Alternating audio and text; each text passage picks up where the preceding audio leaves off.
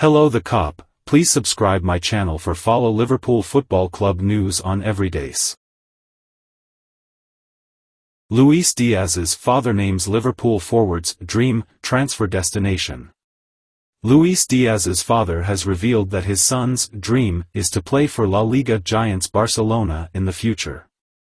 Diaz's father was recently handed over to UN officials after being kidnapped, alongside his wife Silene Marulanda, by the ELN, a left-wing rebel group that's been active in Colombia since 1964, after a lengthy spell in captivity.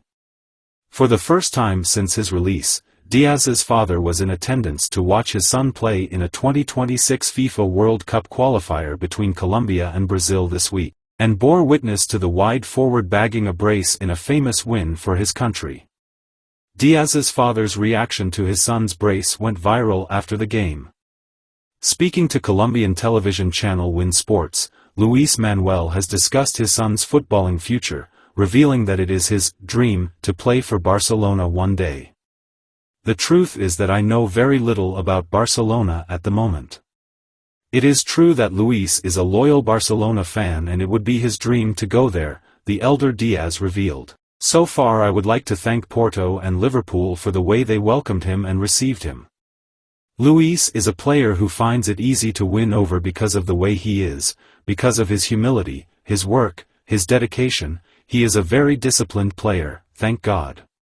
There would be no problem if Luis came to Barcelona because it is a top team and one of the best in the world. Diaz has been a key player for Liverpool since joining the club from Porto in 2022, scoring 9 goals and contributing 2 assists for the Anfield club. The wide player currently has 4 years left on his current deal at Liverpool, and would cost cash-strapped Barca a pretty penny were they to make a move for him. Leroy Sane responds to rumors of Liverpool and Man City interest. Bayern Munich winger Leroy Sane has insisted he is not thinking about his future despite the German side's attempts to discuss a new contract with him. The 27-year-old is approaching the final 18 months of his contract, and reports in Germany have suggested both Liverpool and former employers Manchester City, with whom Sane spent 4 years before his move to Bayern, are interested in a transfer.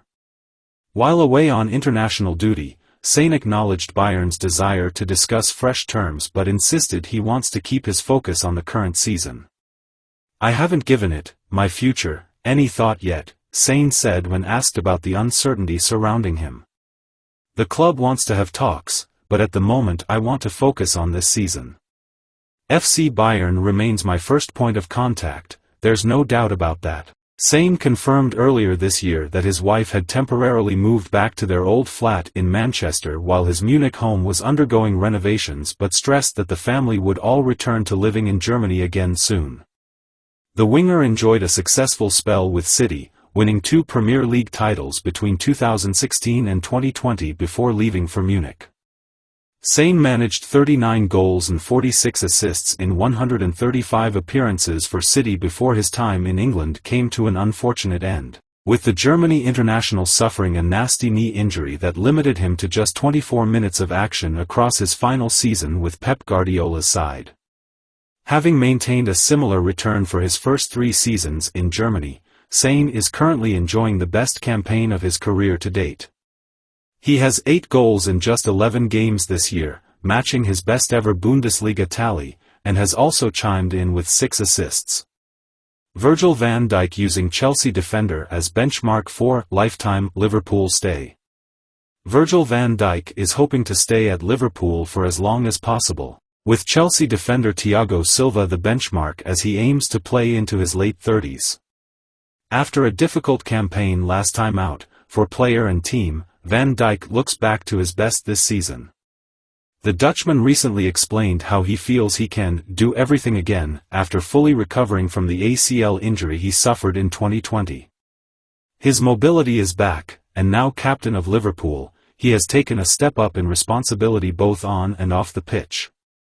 Though his contract is due to expire in 2025, there is now no question over whether the club should grant the 32-year-old an extension. And according to The Athletic, Van Dijk's ambition is to stay at Liverpool for as long as they still want him.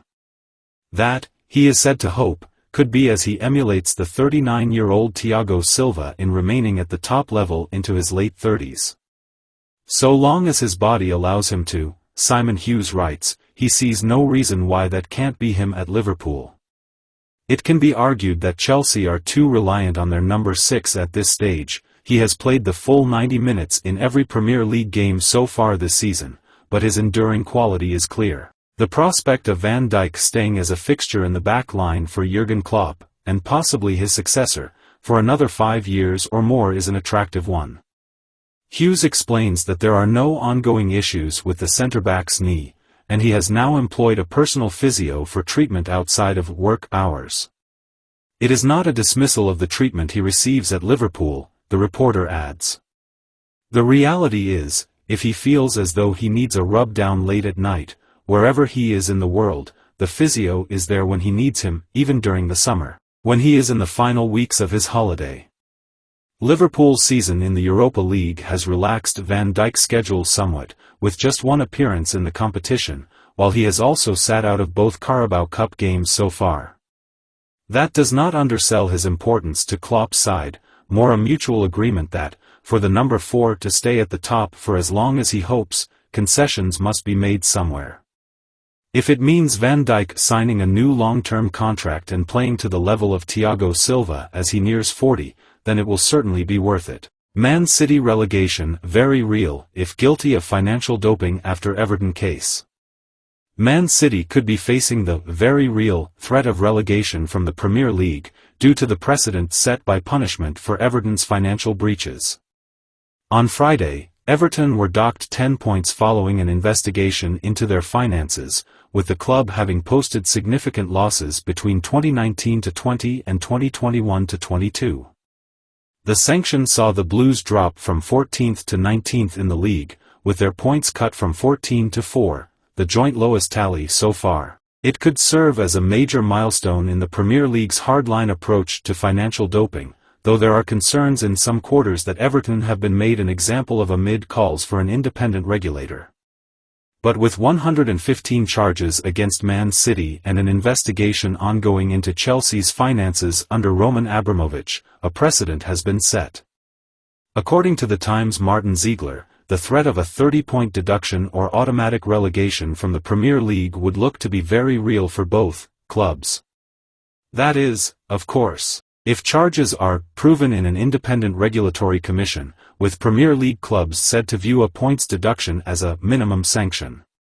Charges against Chelsea are described as inevitable, given the breaches were self-reported by the club's new ownership.